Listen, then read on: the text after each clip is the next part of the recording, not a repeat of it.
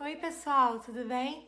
Hoje eu queria falar com vocês sobre a DPF 457, que foi uma ação que tramitou no STF que discutia a constitucionalidade de uma lei de um município de Goiás em face à Constituição Federal.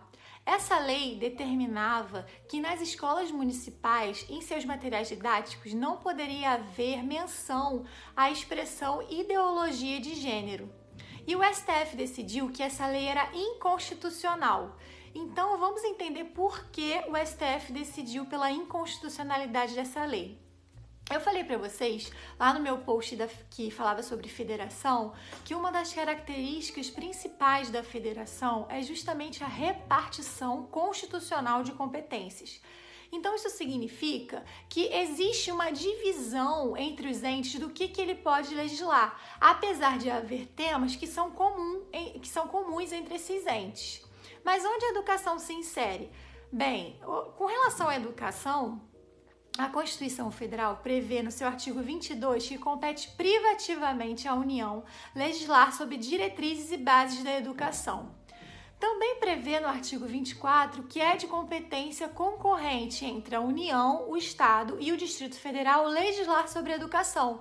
Então aqui já temos uma diferenciação. Cabe à União legislar sobre diretrizes e bases e cabe ao Estado, o Distrito Federal e a União legislar sobre a educação. E onde é que está o município nessa história? Bem, o município ele pode suplementar essa legislação federal no que couber para regulamentar seus assuntos de interesses locais. Isso está previsto no artigo 30.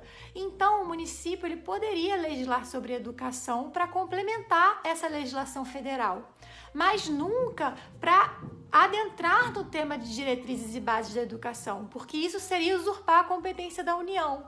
Então, o STF decidiu que, nesse caso, quando o município determina que não pode haver menção em seu material pedagógico de termo relacionado à ideologia de gênero, ele está, na verdade, adentrando uma competência da União, porque ele está adentrando no assunto de diretrizes e bases, de conteúdo programático. E ele não pode falar sobre currículos, sobre conteúdos programáticos, sobre diretrizes. Isso é competência da União.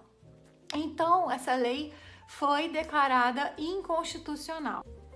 Eu não gosto muito desse termo utilizado pela legislação de ideologia de gênero, porque ideologia já é uma palavra que contém diversos significados. E aqui, dentro dessa expressão ideologia de gênero, parece estar empregada num sentido pejorativo. Então, na verdade, o que a gente pode falar é identidade de gênero. Por falar em identidade de gênero, vocês sabem qual é a diferenciação entre sexo, identidade de gênero e orientação sexual? São conceitos distintos. O sexo, ele está relacionado com o nosso aparelho biológico, orgânico, reprodutivo, nossos cromossomos. Já a identidade de gênero, como o nome já diz, é uma identidade, é uma autopercepção. É como aquela pessoa se entende pertencer a determinado gênero, seja pela maneira de se vestir, de falar, a maneira cultural de se expressar. Então, é um autorreconhecimento interno. Já a orientação sexual, na verdade, é um desejo para com um gênero, é uma atração afetiva, sexual ou emocional com uma pessoa do mesmo gênero ou de gênero oposto. E aí você pode estar pensando, e o transgênero? Então, o transgênero é uma questão de identidade de gênero. Quando a pessoa tem um sexo do nascimento no seu aparelho reprodutor lá do nascimento, que não é perfeitamente compatível com aquela identidade de gênero que ela entende pertencer, aí se denomina uma pessoa transgênero. Se a pessoa tem um sexo lá do nascimento do seu aparelho reprodutor feminino, por exemplo, e ela se entende pertencer a um gênero masculino, ela é transgênero.